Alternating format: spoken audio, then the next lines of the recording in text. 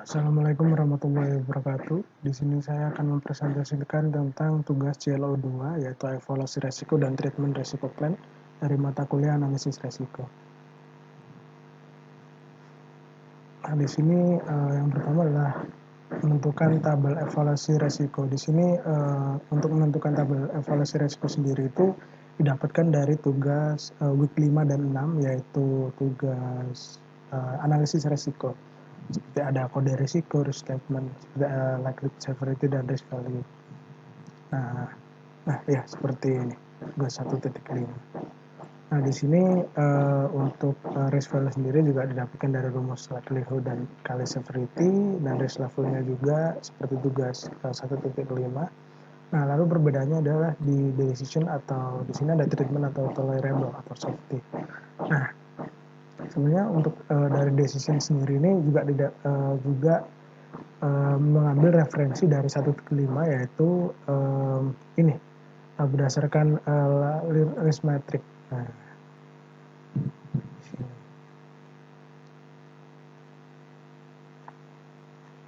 Nah, lalu untuk menentukan opsi treatment resiko, di sini saya mengambil yang kode R04 karena saya menyimpulkan terdapat risk levelnya emang high.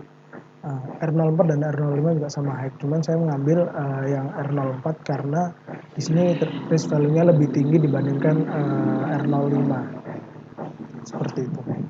Nah, lalu sebelum untuk memasuki opsi treatment resiko sendiri, kita harus mengategorikan resiko ini itu termasuk kategori apa. Nah, di sini saya mengategorikan sebagai external risk karena emang di sini terjadi karena uncontrollable risk yang disebabkan oleh supplier dari pihak luar perusahaan itu sendiri.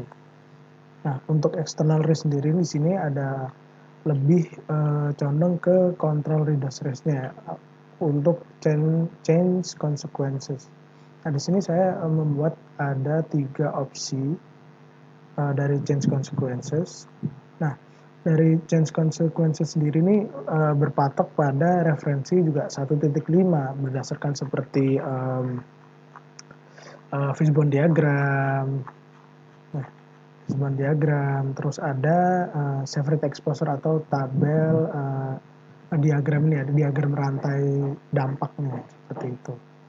Di sini juga ada share or transfer risk karena memang ini juga kelalaian dari sebuah supplier seperti itu.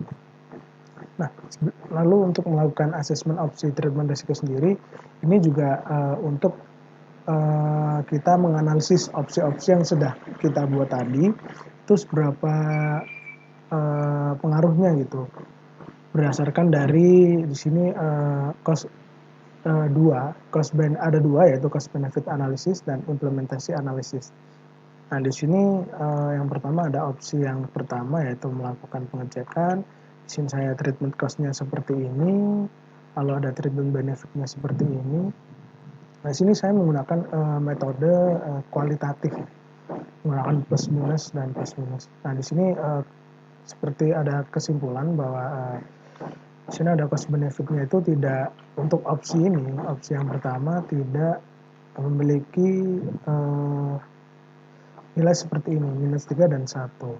Nah, ini juga berlaku ke semua opsi ya, seperti opsi-opsi yang sudah saya tentukan di sini, lalu saya menganalisisnya berdasarkan cost benefit dan implementasi analisisnya.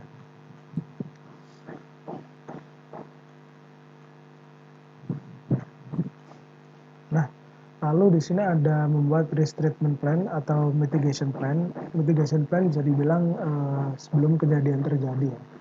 Kayak misalkan ini terjadinya delay. Nah, treatment yang harus dilakukan adalah seperti apa gitu. Kejadian yang sebelum ini terjadi gitu. Nah, untuk membuat risk treatment plan sendiri juga berdasarkan dari sini, berdasarkan dari assessment atau analisis opsi treatment risiko itu. Nah, di sini saya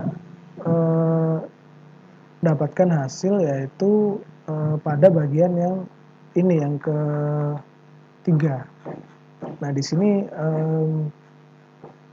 lebih banyak cost benefit dan implementasinya itu jumlahnya lebih bagus dibandingkan opsi ketiga yang lainnya. Jadi sini ada -3 ditambah 1 jadi -2, -1 tambah 1 jadi 0, ini jadi 1 tambah 1 2, dan ini 1 dikurangi -2 -1. Jadi untuk analisis ini bisa dibilang untuk asesmen ini saya memilih yang ini, melakukan fast stock material untuk membuat risk treatment plan itu sendiri. Nah, sebenarnya untuk risk treatment plan sendiri itu seperti treatment apa yang harus dilakukan, resource yang diperlukan seperti apa, dapat dilihat seperti ini. Jadi untuk melakukan fast stock material sendiri juga memerlukan resource atau dana seperti pembelian material sebesar segini, penanggung jawabnya itu yaitu kepala divisi produksi. Nah, untuk target selesainya sebelum memasuki periode produksi selanjutnya, misalkan memang prastock kan lebih kayak untuk menghindari itu kekurangan material atau ketidaksesuaian material seperti itu. Makanya saya target selesainya itu ya sebelum memasuki periode produksi selanjutnya seperti week atau per bulannya seperti itu. Nah, metode evaluasinya ya bisa saya mengambil seperti pendekatan dan evaluasi komunikasi dengan pihak supplier seperti itu.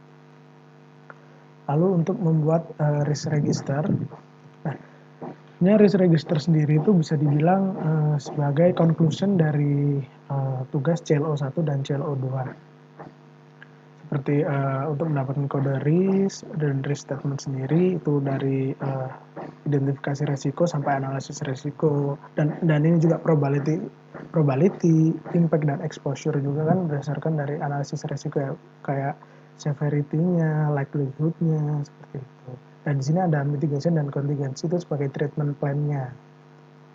Nah, bisa dibilang untuk pada risk R04 ini yang mitigation-nya berdasarkan ini tadi, yaitu melakukan komunikasi dengan pihak supplier mengenai jenis material yang sesuai apabila tersedia untuk periode selanjutnya untuk melakukan stok.